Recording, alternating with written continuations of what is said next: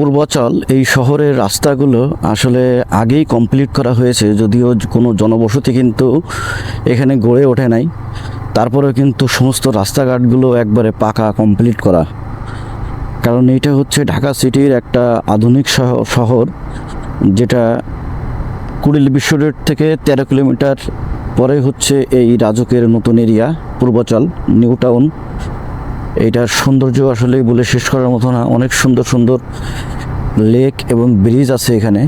আর total রাস্তাগুলোতেই বিকেলবেলায় বিভিন্ন পয়েন্টে কিন্তু খাদ্যের কিছু দোকান আছে, খাবারের বিভিন্ন পয়েন্টে কিন্তু খাবারের অনেক দোকান আছে।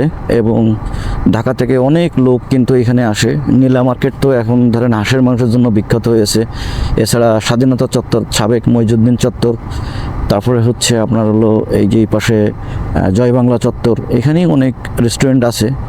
তাছাড়া রাস্তাঘাটও কিন্তু অত্যন্ত সুন্দর, এবং এখন বৃষ্টির দিনে গাছের নতুন পাতা হওয়াতে দেখতে একটা অপরূপ সৌন্দর্য লাগতেছে।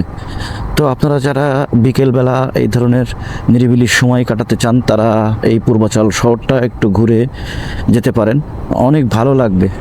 আশা করি আমিও মাঝে মাঝে এখানে আসি ঘুরতে, আপনারা আসবেন।